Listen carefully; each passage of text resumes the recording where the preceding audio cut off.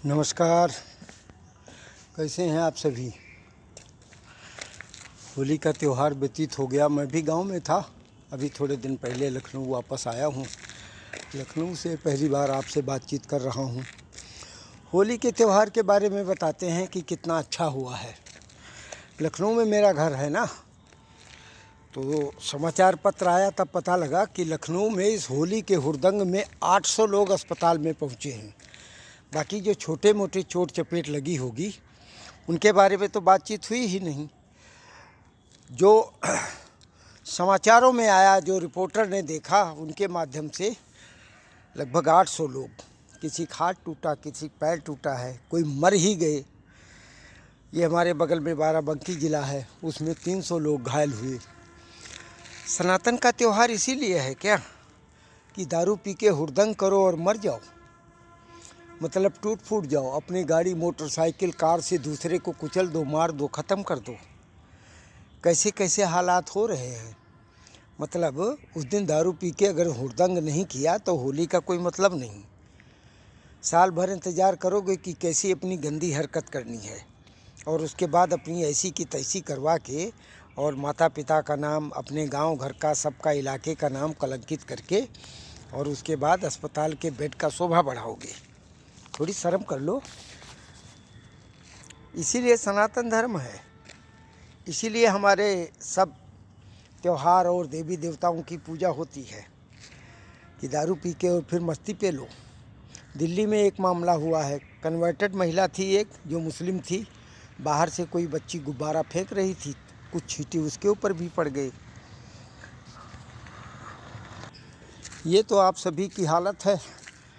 तो उस कन्वर्टेड महिला के ऊपर कोई बच्ची गुब्बारा फेंक रही थी, उसमें कुछ छींटे पड़ गए, तो वो अपने घर से बुलाकर और लोगों को लेकर आई और हिंदू से मुसलमान बनी थी।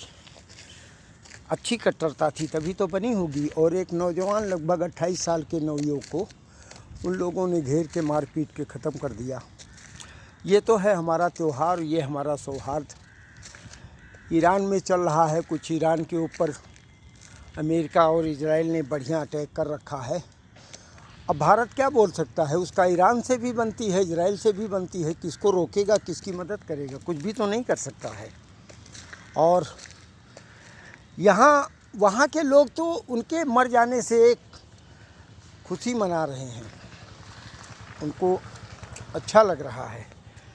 लेकिन यहाँ भारत में वो जो खामनोई थे, वो किसी के फूफा लग रहे हैं, किसी के जीजा, किसी के दामाद। कोई अभी लेटेस्ट अपनी लौंडिया की शादी उनके साथ करने वाला था। उनको सबको भारत में बड़ा दर्द है, बड़ी पीड़ा है। पोस्टर लिए हुए अपनी गांड में पेट्रोल लगा के भोसड़ी वाले, और खड़े होकर उनकी खिलाफत कर रहे हैं। ये मादरचोद लोग तब कहाँ रहते हैं जब भारत के हिंदुओं के ऊपर कोई अत्याचार होता है, तब ये भोसड़ी के कोई नहीं दिखाई देते हैं। तब कहाँ रहते हो जो कहते हो हम बहुत भारत के वफादार और अपने मेल जोल के साथ, समाज के साथ रहने वाले हम मुस्लिम हैं। ईरान में आग लगी हुई है, यहाँ तुम्हारे पिछवाड़े में पेट्रोल लगा है। और जब भारत में कोई हमला होता है, किसी हिंदू के ऊपर अटैक होता है, कोई अपनी कम्युनिटी में इस प्रकार से होता, तब बहन चो तुम चुप रहते हो। क्या हाल है तुम्हारे। यही तुम्हारी वफादारी है। अरे तुम साले इतने गद्दार हो। मैं सबके लिए नहीं बोल रहा हूँ, लेकिन जो गद्दार हैं बढ़िया, जो खुलकर विरोध कर रहे हैं, मंच पर बोलते हैं, उनको देखिए।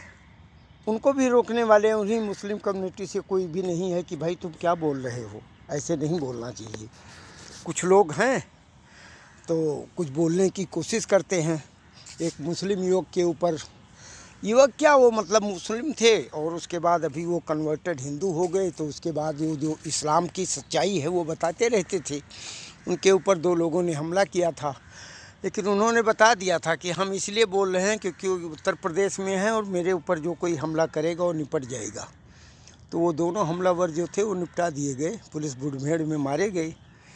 72 हूरों के पास आनंद ले रहे होंगे। सच्चाई कोई बोलने लगेगा तो तुम उसको, उसका गला काट दोगे। चलो कोई बात नहीं, ऐसे चलते रहो समाज को देखते हुए। लेकिन जिस देश की नमक और रोटी और अनाज खाते हो उसके वफादार बनो, गद्दार मत बनो।